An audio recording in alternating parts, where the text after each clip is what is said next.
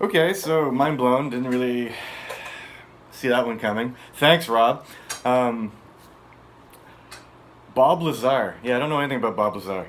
Well, I didn't know anything about Bob Lazar 41 minutes ago. Anyways, so he's a physicist and did a bunch of stuff, and I think he's a useful idiot. Okay, a civilian getting taken into a government secret, top secret thing to look at weird craft and whatnot. Okay, I don't want to get into aliens. Okay, alien just means foreign to me, and I like the plan of ET better than extraterrestrials. And like he doesn't talk about that shit.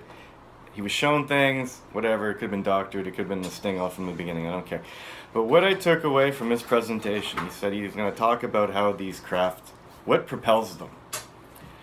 And I think that it's disinformation, and it's all relating to cellular energy again. And this is why. Okay, this is what he said. Okay, there's a block diagram of a craft. It's broken in the middle. He says it can operate in delta mode or some other mode. Or delta mode is when the three generators are being used together as one.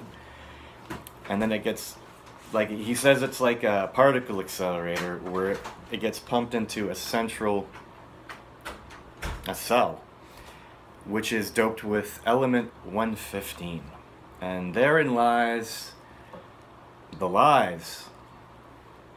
Element 115? Do you want to know what element 115 is? It's understanding cellular energy and cellular mathematics.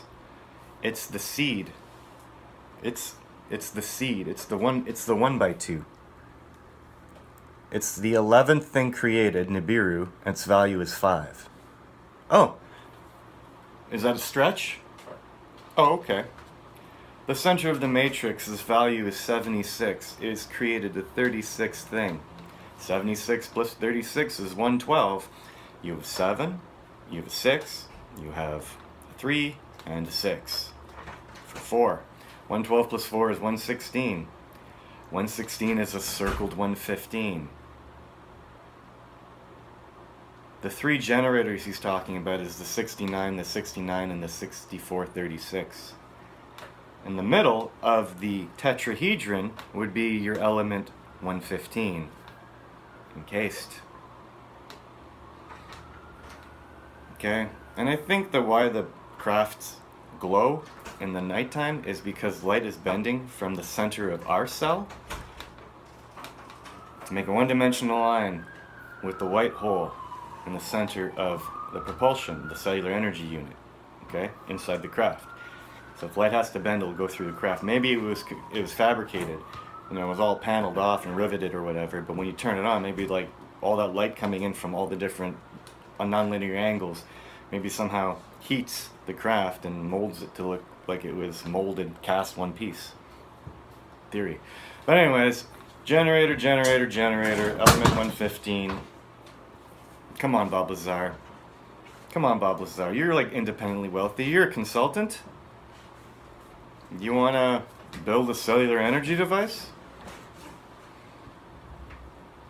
Fit on a, kitchen table pretty much.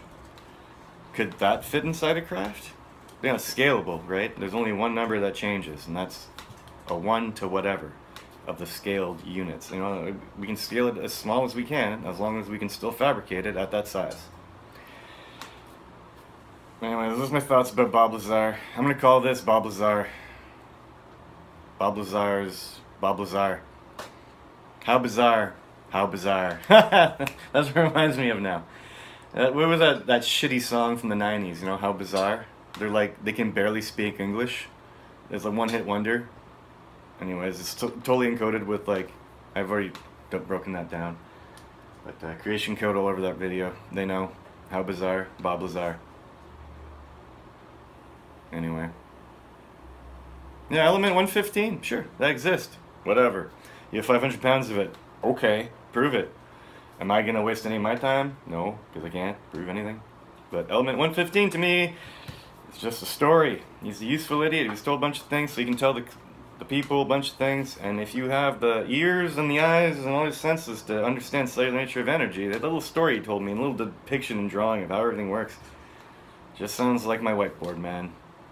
41-minute little movie about.